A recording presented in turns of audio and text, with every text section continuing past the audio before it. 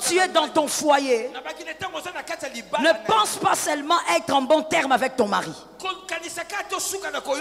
mais décide de toi de bâtir un chef-d'œuvre.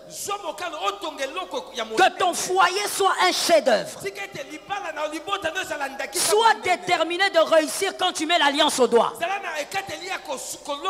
Celui qui a dit Amen a reçu la double portion.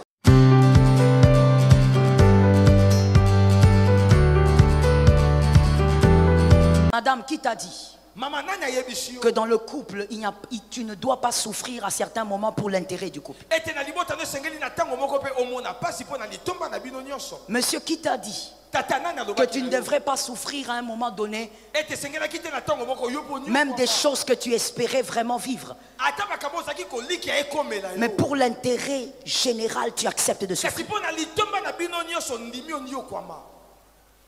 Les petits esprits aiment la facilité. Les grands esprits assument leurs responsabilités. Ils assument ça. Ils ne disent pas comme certains. Non, moi je ne savais pas que cette femme allait être comme ça. Mon frère, c'est de la petitesse. Comment tu peux t'unir avec un être humain en oubliant que l'être humain est changeant? Répète ça, c'est bien dit. C'est pourquoi je dis donc, alors quand tu t'es marié, tu étais un gamin ou tu étais une gamine? Parce que celui qui est mature sait que quand je me marie, cette personne est humaine, elle peut changer. Ce qui tue l'individualisme, c'est le fait de comprendre que dans le foyer, des fois, on peut souffrir pour l'intérêt du couple. Il faut accepter ça. C'est pour les hommes et les femmes intelligents. Accepter que des fois on peut pleurer, mais pour l'intérêt général, on refuse d'aller chercher Agar.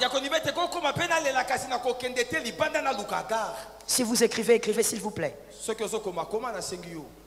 L'individualiste prend des décisions d'abord pour son bien-être, je l'ai dit.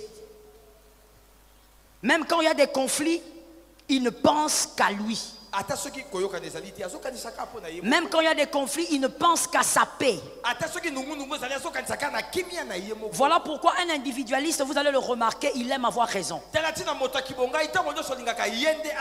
Il aime avoir raison à tout bout de champ. Il peut rester là à bouder, ou elle peut rester là à bouder pendant des jours, parce que son problème c'est quoi? Moi j'ai raison, c'est mon mari qui a tort, je vais rester là, je ne demanderai pas pardon. Mais celui qui a tué l'individualisme, il ne cherche pas qui a raison, qui a tort. L'essentiel, c'est que nous soyons dans la paix. Non, on s'est disputé, c'est pas bien, on ne peut pas prier comme ça. Viens, on va arranger. L'individualiste ne pense pas à la paix.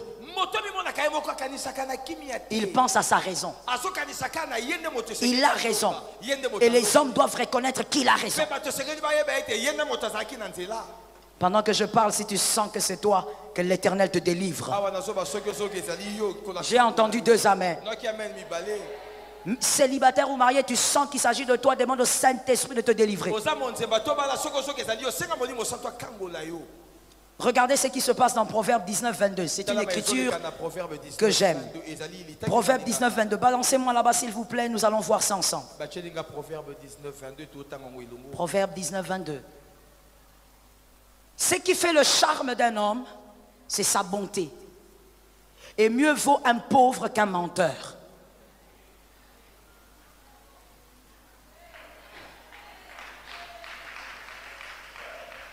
Vaut mieux un pauvre qu'un menteur. Je pose la question aux femmes, vrai ou faux? Ce sont les célibataires qui ont répondu avec force. J'espère que tu ne vis pas dans le péché. Parce que la manière dont tu as répondu avec vitesse. Bon, ce qui m'intéresse, moi, c'est la première partie. Ce qui fait le charme d'un homme, c'est sa bonté. Les proverbes ont été écrits en hébreu. Et le mot hébreu qu'on a utilisé pour bonté, ici, est récide. Récide parle plutôt de la grâce plutôt que de la bonté.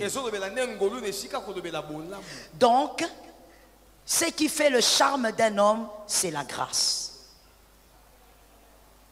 Nous sommes d'abord avec les hommes. Ce qui fait le charme d'un homme, c'est la grâce. La grâce qu'il est capable de manifester. Écoutez-moi bien s'il vous plaît. La grâce n'abolit pas la loi. La grâce va au-delà de la loi. Parce que la beauté de la grâce est contemplée lorsque la loi est en face. On ne peut pas contempler la beauté de la grâce si vous détruisez ou vous abolissez la loi. Le charme d'un homme donc ne se trouve pas dans son teint.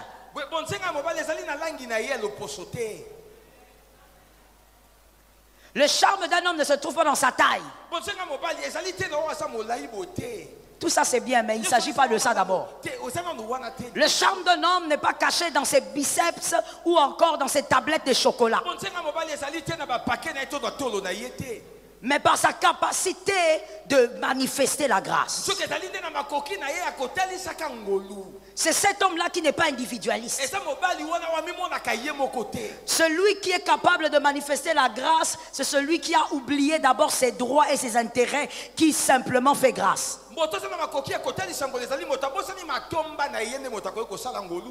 Dans le foyer, cet homme fonctionne dans le système de la grâce.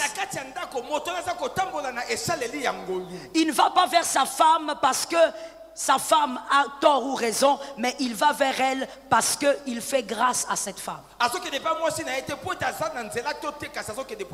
Il ne pardonne pas à sa femme parce qu'elle le mérite, il pardonne à sa femme parce qu'il fait grâce à sa femme. C'est le genre d'homme qui ne dira pas à sa femme: toi, c'est toujours toi que je pardonne. Ne me prends pas pour un homme bête. Hein? Ah, fais attention. C'est le genre d'homme qui fonctionne dans la grâce. Il sait que la loi est au-delà de la grâce. Yes. Il fonctionne par la grâce. Ses droits viennent après. Ses intérêts viennent après.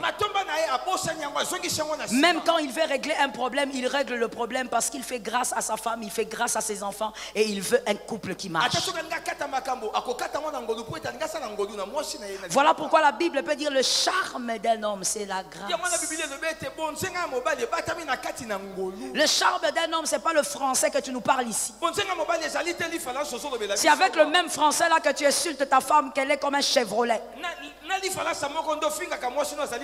Avec le même français là, tu nous sors des noms des animaux avec seulement le même français là. Le charme d'un homme n'est pas caché dans sa capacité de, je sais pas, d'admirer ou de charmer une femme. Un homme qui pérennise la paix dans son couple, c'est un homme qui fonctionne par la grâce. Il sait manifester la grâce dans tout ce qu'il fait.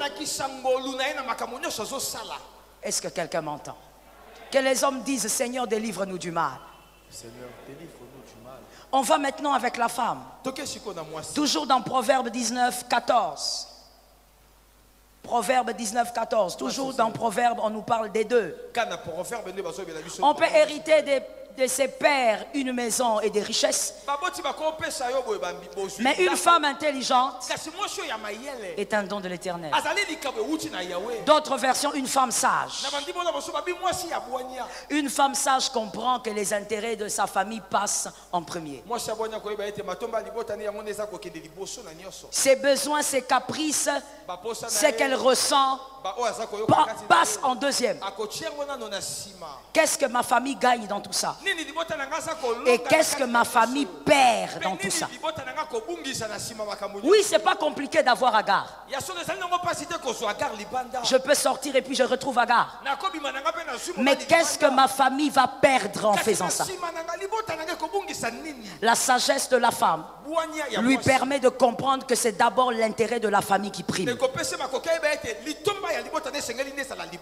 Vous savez, quand un homme, une femme a cette perception de vie, même sa manière de parler de son couple, vous le comprenez. Je veux dire à quelqu'un quelque chose que je veux tuer tout de suite et maintenant. Je l'ai dit, mais je veux insister. Une femme parfaite n'existe pas. Un homme parfait n'existe pas. Tu vois le mari que tu as, tu considères qu'il est ABC, mais il manque D. Tu vois le mari que tu envies là. Il a D, mais il manque A.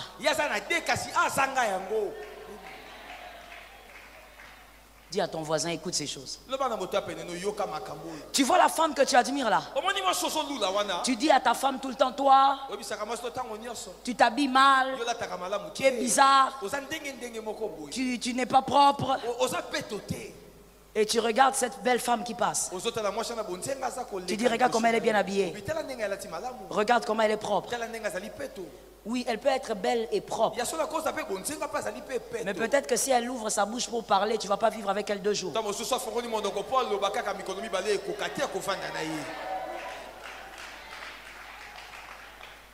Est-ce que quelqu'un m'entend? Je veux dire quelque chose qui va blesser, mais je vais dire ça quand même.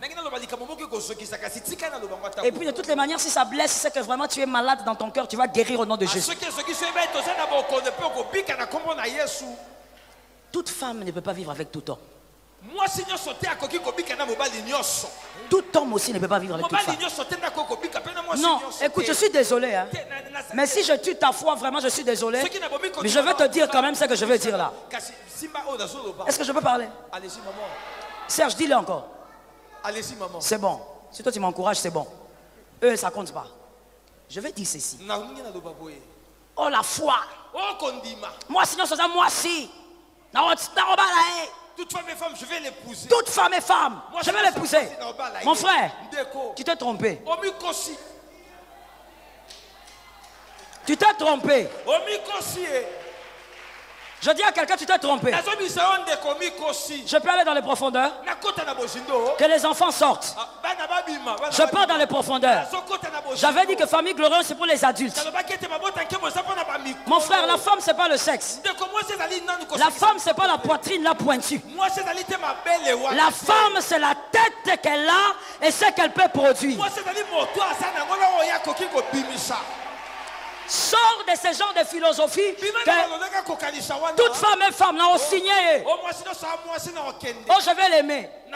Mon frère, tu es une petite casserole. Le couvercle que tu cherches est trop gros pour toi.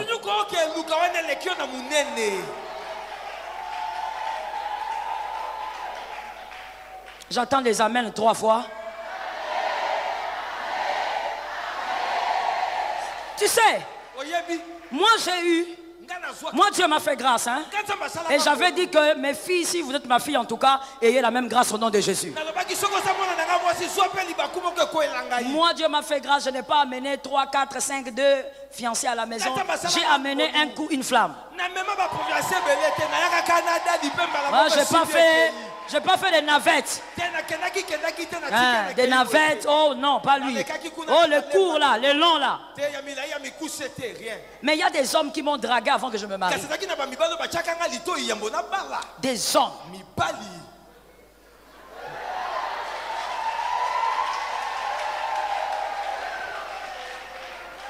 On appelle ça des kaoudjoudjé.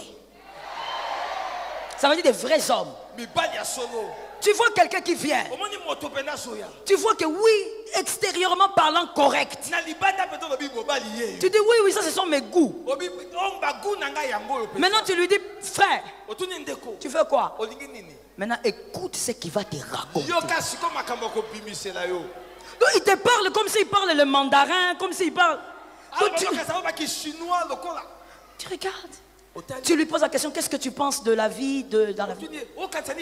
Bon, l'avenir entre les mains de Dieu. Hein?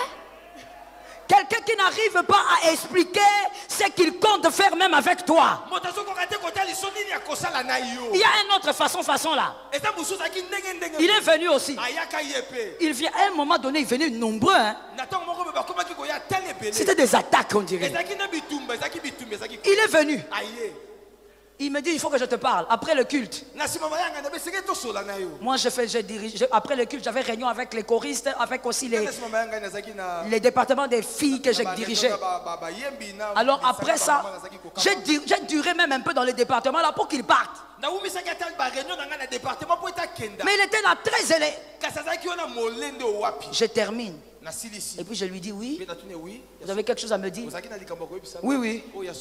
Moi, toi, enfant. Ah! Hein? Moi, toi.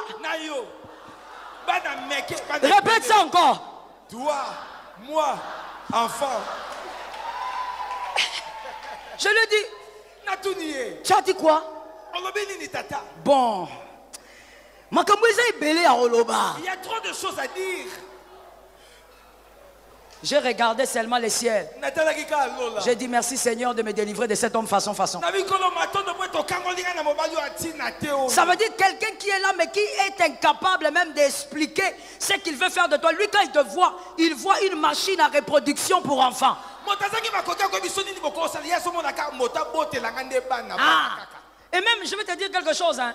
J'avais dit que les enfants sortent, non? Même quand il parle là, il est en train de te regarder. Comme si tu étais une viande hachée. Ce n'est pas possible. Un autre est venu. Oh, moi, quand je suis au culte, quand tu es en train de diriger la musique, moi, je ne peux pas adorer. Hey, tu es un obsédé sexuel. Tu es dangereux. Vous voyez que bien aimé, je peux aller d'exemple en exemple. Toute femme n'est pas pour tout homme. Chaque homme a sa femme. Chaque femme a son homme. Je dis que je vais un peu, hein.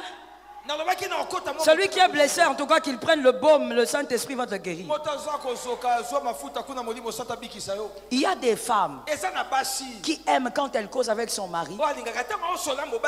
Ils parlent des chikwang, ils parlent des mbika, ils parlent du riz. C'est leur causerie. Quand ils sont ensemble, ils se sentent très bien. Une femme comme ça, tu ne peux pas la mener vivre avec un homme qui, quand il cause, il est en train de lui dire, tu sais, un jour on ira en Mississippi. Elle-même, elle regarde. Mississippi. Ah, alors comprendre ma camboanate. Je n'arrive pas à comprendre si c'est quoi Mississippi là. Bien aimé, enlève dans ton esprit. Comme un homme est là, parce qu'il est homme, tu peux l'épouser. Voilà pourquoi des fois j'ai pitié des femmes qui envient les hommes mariés. Tu ne sais pas ce que tu envies. Tu es en train d'envier quelqu'un qui a déjà été façonné.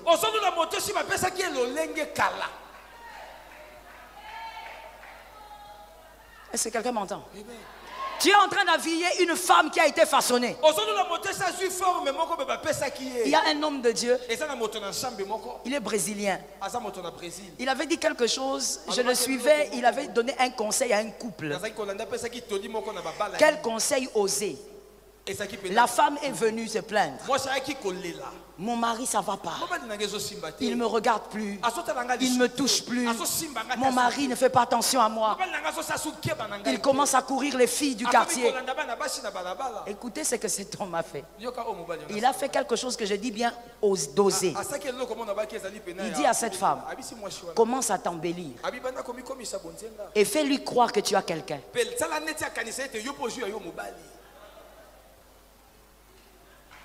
La femme a commencé à s'embellir.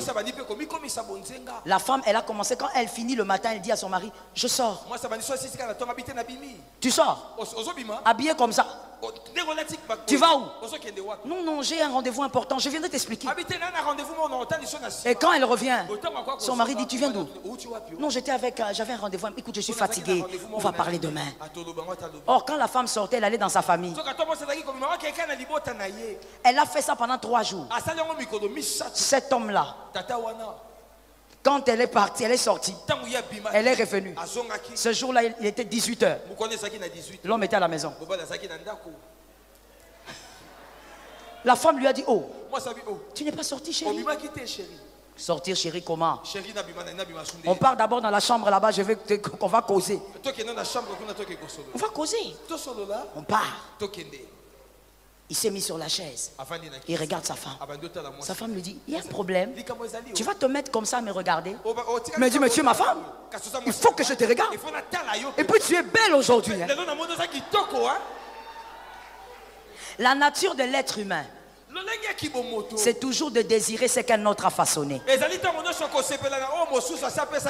Que ça soit un homme ou une femme, c'est ça l'humain. L'humain va toujours admirer ce qu'une autre femme a déjà travaillé. L'humain va admirer ce qu'un autre homme a déjà façonné. Mais toi aussi tu es capable de façonner à ta manière. Ça tombe sur toi.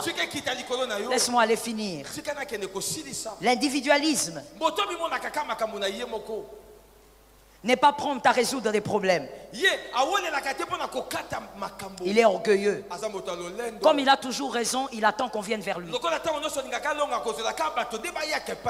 L'individualiste pense que tout ce qui ne marche pas, c'est la faute des autres, ce n'est pas sa faute. Ce n'est jamais de sa faute. Et vous allez les écouter dire, si dans cette maison on m'écoutait, tout ça n'allait pas arriver. Ils pensent qu'il faut simplement que les autres aient tort, mais lui n'a jamais tort. L'individualiste est le premier à constater le mal. Il est le premier. Mais évidemment, il ne donne aucune solution. Écoutez, lorsque vous constatez un problème et que vous ne donnez pas de solution, vous-même, vous devenez un problème. Des fois, on voit ça aussi dans l'église locale. Il y a un problème qui doit être résolu dans un département. Mais vous voyez le responsable dire, Daddy, ça ne marche pas. J'ai tout fait. Il y a tel problème, tel problème, tel problème. Ils sont indisciplinés. C'est que vous-même aussi vous êtes un problème. Lorsque vous constatez un problème, ayez même une partie de la solution. Que cela tombe sur toi. Lorsqu'on n'est pas individualiste, on cherche le remède au problème de son couple. Un enfant bâti, je parle du couple, un enfant c'est-à-dire immature, un enfant bâti par émotion et détruit par pulsion.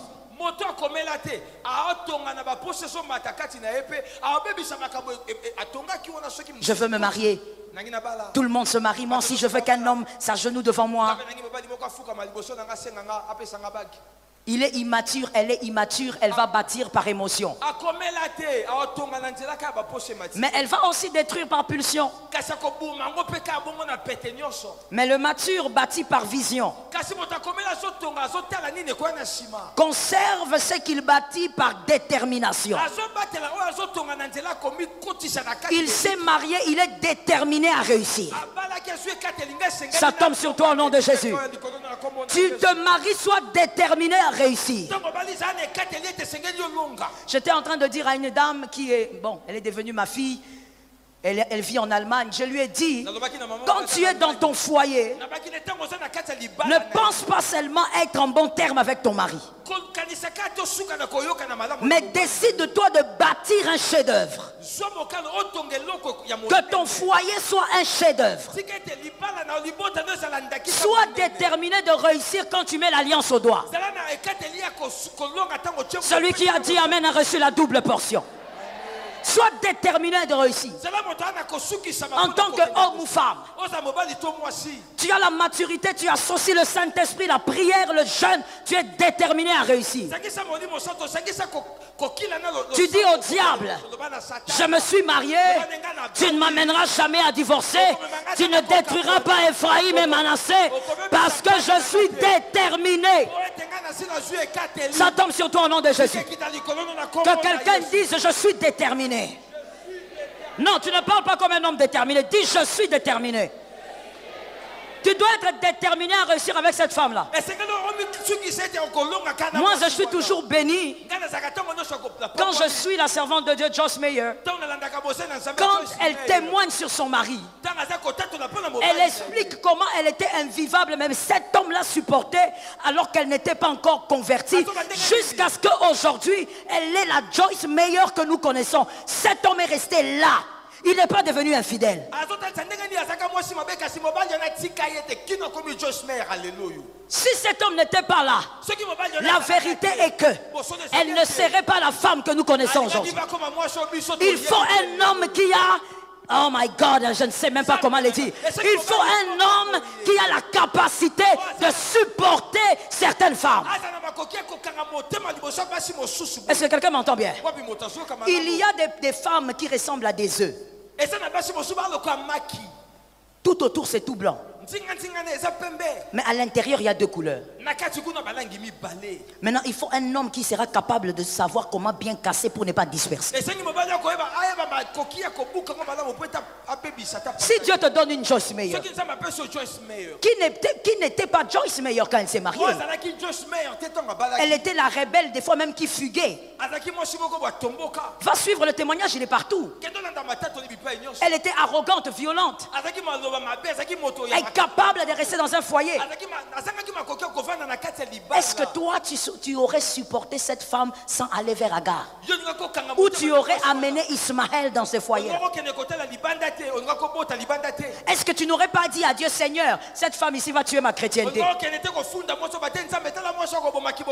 Voilà pourquoi je me rejoins encore pour te dire ce que j'avais dit.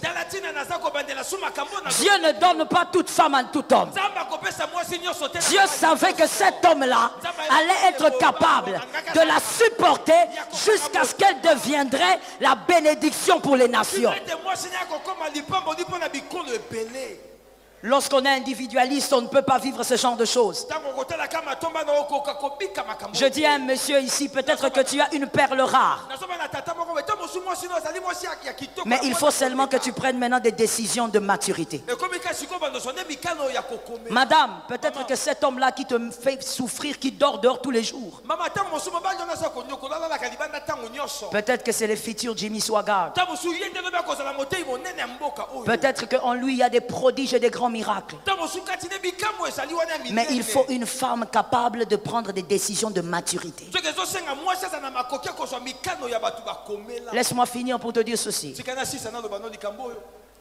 Lorsqu'on est individualiste,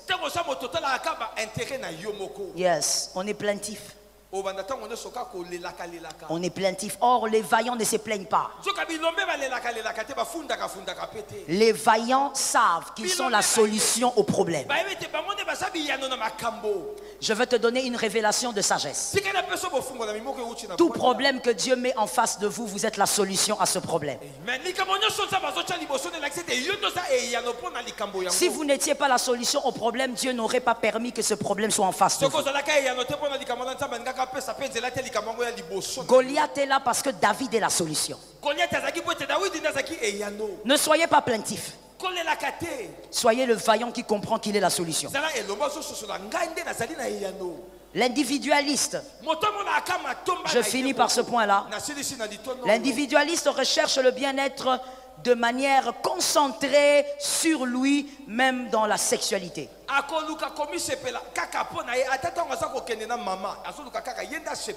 Il ne pense qu'à lui.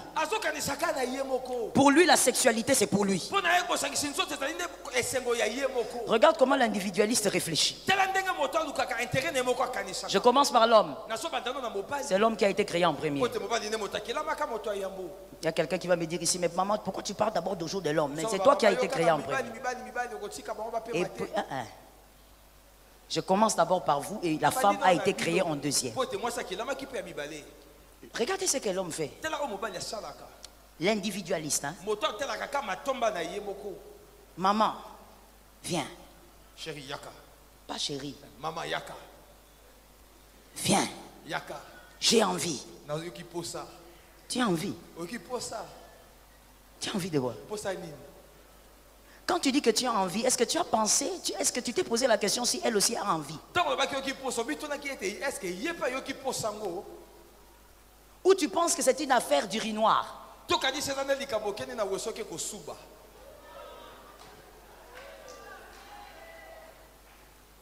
Oh. Tu es mineur? Si tu es mineur, il ne faut pas venir de famille glorieuse. Maman, j'ai envie. Tu ne vois même pas mes yeux. Mais quand tu as envie, est-ce qu'elle a envie?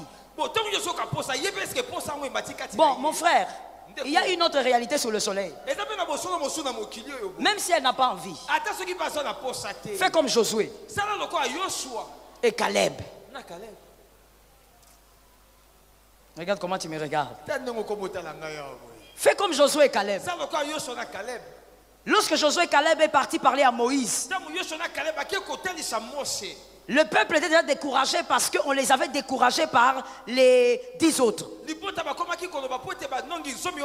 Mais Josué et Caleb ont été capables de parler pour que le cœur de Moïse soit apaisé et que le peuple aussi soit apaisé.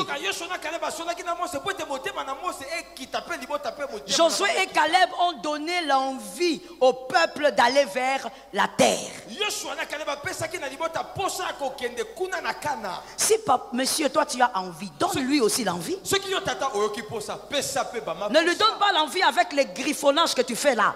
Ce n'est pas ça. Tu es en train de griffer comme un dragon. Ce n'est pas ça. Oh, je suis doux. Tu n'es pas doux. Non, je suis venu te dire ça. Elle a honte de te dire. Je te dis ça. Tu n'es pas doux. La femme n'est pas compliquée. Que quelqu'un dise elle n'est pas compliquée. Elle n'est pas compliquée. Les célibataires qui va faire ça avec sa copine, je les maudis.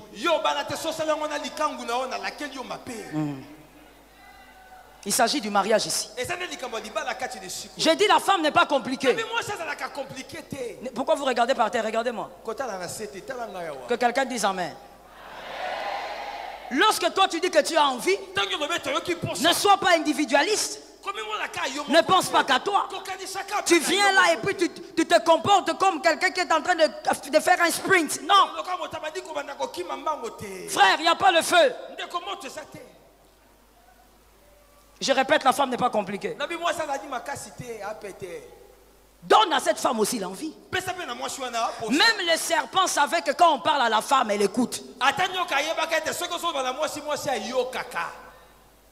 Même le serpent savait que le point faible de la femme, c'était l'écoute.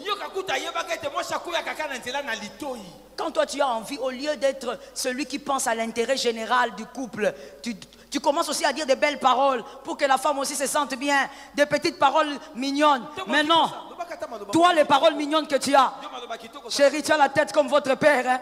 Ah, regarde les gens de petites paroles mignonnes que toi tu as. Des paroles archaïques façon. Oh chérie, j'ai jamais remarqué que ta tête était un peu oblique. Tu es en train de l'insulter. Hein? Tu ne réalises pas même que tu es en train d'abîmer. Tu as envie, prépare-la aussi. Les belles paroles à ta femme. Complimente cette femme. Montre à cette femme qu'elle est ta reine. Montre à cette femme qu'elle est la plus belle. Ouvre la bouche et parle. Ne parle pas seulement en langue ici. Monsieur Christian, Monsieur Flavien, ne parlez pas qu'en langue ici. Il faut aussi parler à ta femme. Tu es mignonne, tu es belle, tu es jolie, tu marches comme une petite, je ne sais pas quoi. Toi, tu es seulement rabababa. Oh, je sens la gloire. Mais là-bas, tu es comme un dragon. Chérie, tu ne vois pas que quand je tourne autour de toi comme ça, c'est que j'ai envie. Frère, tu n'es pas un lion. Tu n'es pas un lion. Je répète, tu n'es pas un lion. Et des fois même tu lui dis, tu n'as pas compris le signe, le signal. Tu n'as pas vu que je tourne autour de toi. Frère, tu n'es pas un ours. Parle. Sois seulement les versets bibliques. Hey, c'est dans la Bible aussi que Adam a dit, voici cette fois celle, l'os des maisons. Avant même qu'elle n'arrive, Adam est en train de préparer. Adam prépare le terrain. Quand Adam a frappé, elle va oublier qu'elle était dans les jardins. Elle était déjà préparée. Adam a calculé. Os des maisons, chair de ma chair. On t'appellera femme. La femme elle-même, elle est dépassée. Ici, quand il y a bien. Sourire. Même si la femme n'avait pas envie, parce que tu l'as préparée, tu as cherché l'intérêt général. Votre couple va même s'épanouir sexuellement. Tu ne vas pas te faire souffrir avec des choses qui te tracassent dans la tête. Tu es en train de pécher dans la tête. Le diable est en train de prendre de l'espace. Et toi, madame, la même chose. Tu dis que toi, tu vas vers ton mari, tu dis, viens, j'ai envie. Bon, je ne sais pas, c'est ce que vous dites, hein? C'est une phrase vraiment, vraiment. Il faut abolir ça. Mais bref, tu vas te dire j'ai envie. Mais quand tu dis à ton mari que tu as envie là, il vient de constater que tu as mal géré l'argent du mois. Donc il est en colère. Mais toi la disette te donne des envies.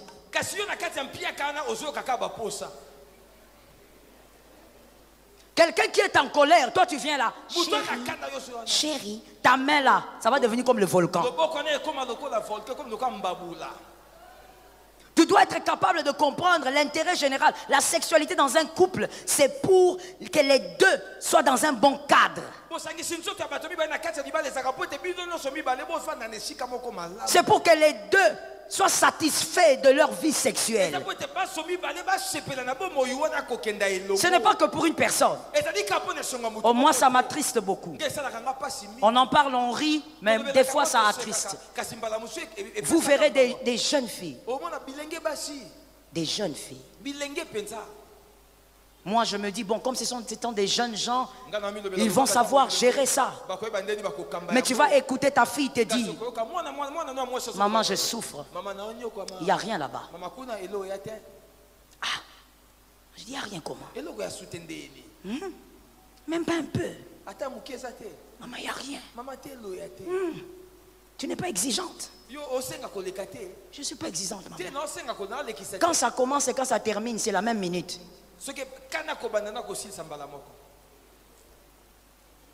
Frère, intérêt général. Intérêt général. Paul dit le corps de l'homme c'est pour. Le corps de la femme c'est pour. Frère, si tu sens que tu as des petits problèmes, fais comme Nicodème. Va la nuit. Va chercher. C'est ça le nom que je cherchais. Hein. Je te dis. Va chercher les bidons. Cherche les bidons. Et toi aussi, madame, si tu sens que ton mari vraiment des fois, hein, parce qu'avec les hommes c'est pas compliqué, tu peux voir que ça marche pas. Va chercher de l'aide, va voir ta mère spirituelle, va voir ta marraine, cherche des personnes qui peuvent t'aider. Peut-être que tu n'as pas eu l'opportunité d'être aidé. Oh, let me say it. Et je vais mettre un point là. Le mariage, c'est pas la pornographie. Que Dieu te bénisse.